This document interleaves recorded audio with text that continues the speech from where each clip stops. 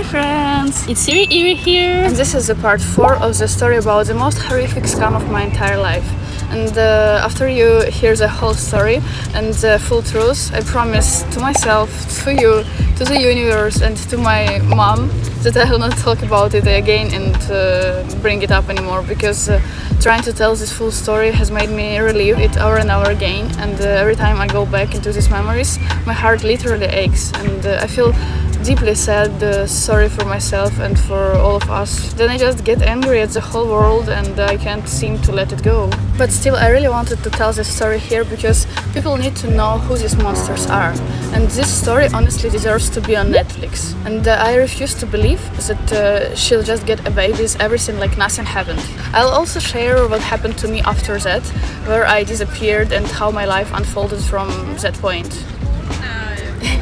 My last vlog ended with Josephine resurrecting and sending us this long psalm-like message, a whole scroll, trying to paint herself as the victim. And I shared a very personal message from one of our girls, and it perfectly captured that hollow, desperate feeling we all had. If you haven't seen the first 3 parts of this story yet, you have to go watch them. I swear. You never heard anything like this before, especially part 3, where I just gave up and started making fun of this circus, because it's already gone by hours a line. So, about the police... It's so sunny, oh my god, I cannot look. So, about the police citation. Each of us filled out a separate form where we described how much we paid for the program, the apartments, the deposits, and all the dance trips she offered. Literally everything.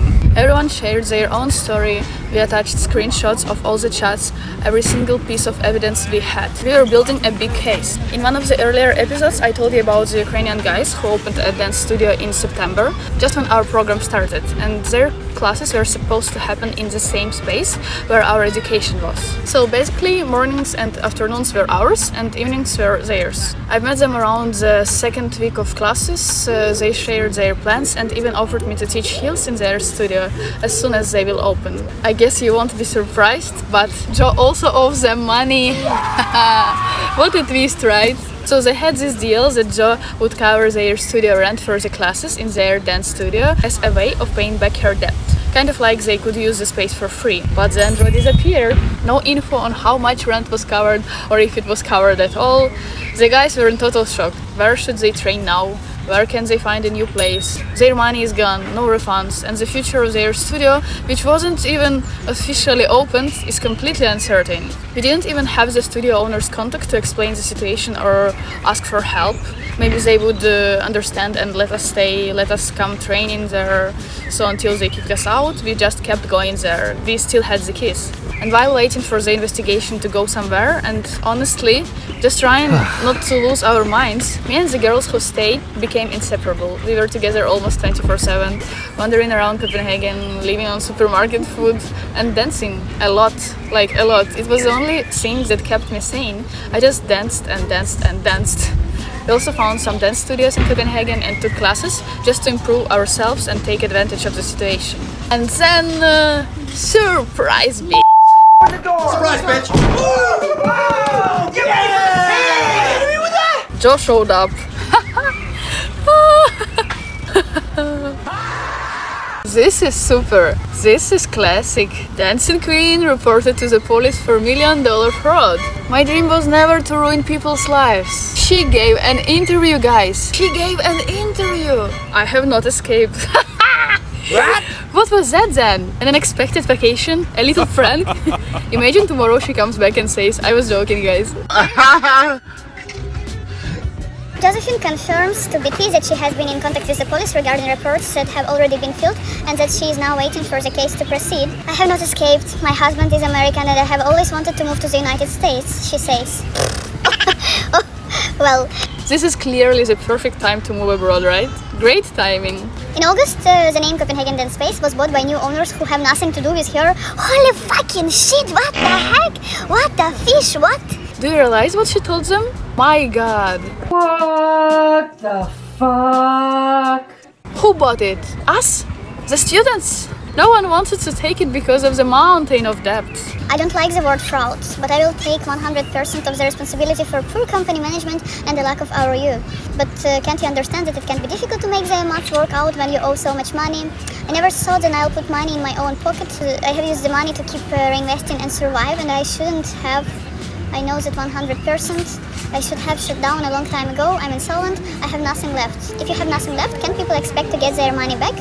Of course, my lawyer recommends that I wait until the case comes to court. I have no interest in stealing people's money. I don't like the word fraud. The dancing queen herself confirmed that she owes 3 million krona on the basis of the cancellation of the new Carousel loan, but also acknowledges that she doesn't have a full overview of the debt. A problem she herself believes is rooted in a poor sense of numbers. I have always had incredible difficulty with finances and and managing the company in terms of money. It has always been a pattern. I always dreamed of starting a business because I've had a passion for art and dance, but I've always been bad at the money part. So what people in the Facebook group and your customers call fraud, you yourself consider to be financial irresponsibility. Is it correctly understood? I can understand that people are angry. I owe a lot of people a lot of money. After all, my dream was never to ruin people's lives. The protagonist herself tells BT. On the Facebook group Victims of Josephine's Fraud, the accusations trickle forth. Among other things, there are students who say that they have paid 100,000 kroner for a dance course, which has now been cancelled. Several teachers say at the same time that they have not received payment. All the while a group of students to whom Josephine has rented apartments are put on the street without seeing the shadow of their deposit. Guys, how is moving to another country and breaking all contact not escaping? The only reason she came back online is because she felt she was about to get caught. We also started appearing in the media. It broke us mentally, scammed for 10,000 euros by dance school. Years of mismanagement at the renowned dance school CDE. Owner Josephine is now looking at a sky-high debt mountain and fled to America. The debts amounted to several million euros and the bankruptcy was inevitable. One day I got a message from a well-known Ukrainian dancer. I had been attending his girlfriend's heels classes in Kiev for a long time and we became really close, and she knew about my situation, and he was launching an interesting YouTube project, kinda a dance news show, and wanted to interview me about everything that had happened. I remember we talked for about 2 hours on the phone and I told him everything in detail. How Joe sent me a login to some non-exist website and how I spent 2 whole days in panic, unable to access anything to search for a place to live in Denmark, and how I arrived, and she didn't give me an address, replied rudely to my message saying I had no right to call her. She had no idea where to accommodate me, and when I stood in front of the dance school, because I didn't know where to go, and it was the only address that I had, and she just sent me somewhere else with my huge suitcases. She didn't know where to place me yet, and that I would be staying in someone else's spot for now. And I told him everything. He was just shocked. Yeah, the interview came out in 1 week, but it's in Ukrainian, so I won't link it here. After that, some people from the Ukrainian dance community messaged me with words of support and sympathy, and honestly I just started crying. But not because of the support. I cried because I felt like a victim, you know, because now everyone was watching this, listening to it, thinking of me as that girl who got scammed. It hurt so much. It hurt to relive this story in my head, remembering how inspired I was, how I believed my life was about to change, and then it turned into this. And now I was giving an interview about it. And then, are you ready for this? Okay, everybody ready? She gave a video interview. I mean, what? I couldn't even watch the video, I couldn't look at her face. It felt like I was staring into the eyes of the devil. Seriously, the interview was for some Danish news outlet, so it's all in Danish. I'm including it here with my eyes closed and the sound off, because I cannot describe what I feel when I see her. I feel physically sick. I wish I understood what she was saying. Girl from Denmark told us she's not saying anything new, just excuses, but she also said the just version of the story makes sense. But there are still a lot of things that make no sense. And she said Joe was trying to sell spots for future years to pay for our education. So if anyone here speaks Danish, maybe you can watch her interview and leave a comment if there is anything important in it. But then we came across this Facebook post. Listen to this. Things that need to be told after I watched her absolutely cringe try to defend herself with TV2 Nerd. I wish the journalist had known more details so he could have called her out on her lies. She constantly claims she never intended to steal money from anyone and that she never pocketed any money for herself. Let's see, these are things I know for a fact she spent other people's money on. Private school for her son, one of the most expensive in Denmark, around 8,000 kroner. which totals at least 192,000 kroner. Liposuction, approximately 60,000 kroner. Lived in a way too expensive apartment. She was my neighbor for 3 years. Rent was 28,000 a month. Drove around in 2 leased luxury cars for at least 2-3 years. Traveled to LA for 2 months every year. Went on other vacations and spa retreats. Trained in my exclusive reformer Pilates studio for about 3 years. I mostly train CEOs and people who pay for high-end personal service.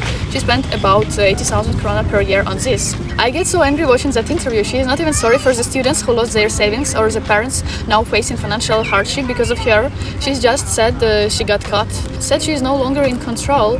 I've known her for years. Back when I ran the hip drop in Sweden, a dance school in international education, and I had my own run-ins with her. It was mostly ethics, not just stealing money, but also stealing other schools' ideas. There is so much more I could say, but all that doesn't even compare to the fraud and abuse she committed. I also had financial issues with her. I was lucky, I always got my money, but I had to fight for every single payment.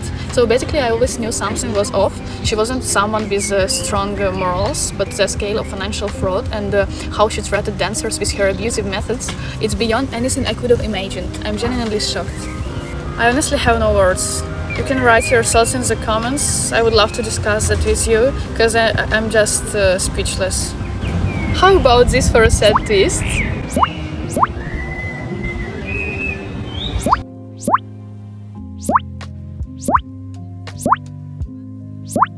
By the way, in her email, Jo said that COVID was the beginning of her debt cycle. But I'm just wondering, why she let it go on for so long then? COVID was years ago, and if she saw it wasn't working out, why didn't she stop sooner? Then came the 27th, moving day. The landlord of the house told us we could stay until October 1st, so the girls had 3 more days to figure something out. They started looking for apartments. As for me, I went to stay with a host family, because I didn't have money for an apartment. One of the girls from Germany was already staying with a Ukrainian family. They had taken her in 2 weeks earlier when she got kicked out of the house. With a heavy heart, I left the place we had lived in, the place I was supposed to call home. It was beautiful and cozy, and seemed to be a place where my life will change for the best, but I felt so scared to move, to live with strangers. Everything seemed so gloomy, desperate and just reckless. But thanks to the universe, the host family who took me in were wonderful. A man and a woman in their 50s, no kids, just the 2 of them.